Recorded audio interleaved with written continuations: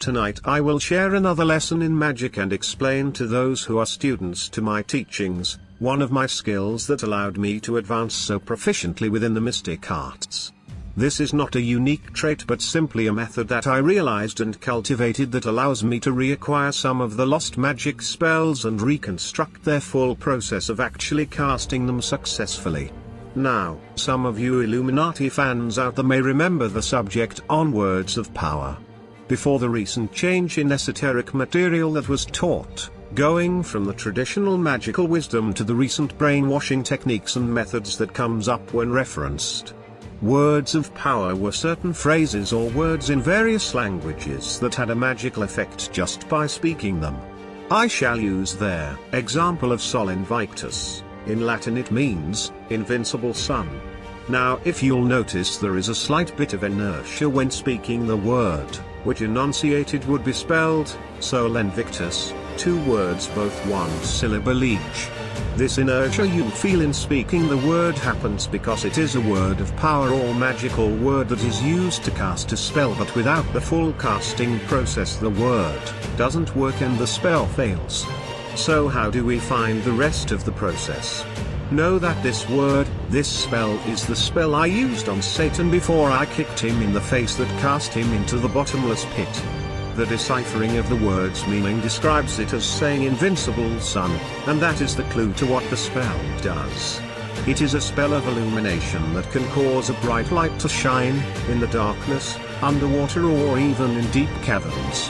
I used this spell and instead of casting it at an object to use as a candle, I instead cast it in his face, blinding him and then kicked him into the void of his prison. So the incantation of Sol Invictus is a spell of illumination. So applying what we know to the myths and lore of such subjects, we have the figure Ra and the symbol of Egypt's pyramid with the eye surrounded by rays of light. Other relics and artistry we would be searching for would be of the Greek era since the spell is written in Latin. We would also search for when Latin was spoken by the Greeks and when it was a fluent language spoken by many civilizations, and search for associated symbols and relics of Latin origin with the image description of a symbol of eternal, unbreakable, or fortified rays of light, light that cannot be put out, or other similar such references. Then try and map out the direction of the inertia you feel the spell push you towards when you say it. From this, you can generally gauge where the spoken spell and the symbol of the casting motion intersect. Eventually, once you find all the parts necessary to cast the spell, the energy from which you derive the spell from, in this case of course, light, is all that's left. Then piece it together and keep adjusting the pieces until the spell illuminates the area around you.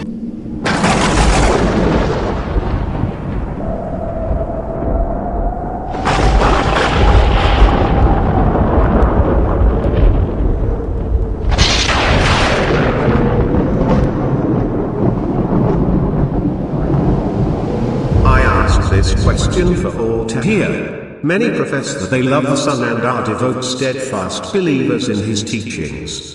But upon the day of judgment, when the Lord asks if he is in your hearts or if you believe in his son's words, and they say yes of course Lord, what will they say when he speaks on the meaning behind his humble way of confronting the priests using the words of the prophets, when he asks why does everyone walk into church and bow and give praise to an engraven image of his son at the moment of his death, even though he explicitly said do not worship any idol or engraven image, for that is the sin of idolatry, and the intangible living will of God is the true God, not a book, not a wooden idol, and not the image of the Son.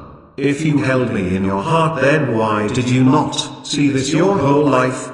And if you think yourselves worthy of rapture, I ask, did you hear the testimony of the two witnesses? Did you sit down and partake of that last offered cup of salvation, for they were sent filled with the Holy Spirit to pour forth my will and mercy onto the earth? What were their lessons? What wisdom did they share? If you cannot answer these questions, then how is it true what you claim about knowing my Son, holding me as cherished in your hearts, nor do you know the Holy Spirit who worked through the two witnesses? Those who do not hold these things true to themselves shall not enter the kingdom of heaven. So it is written. So too must it be done.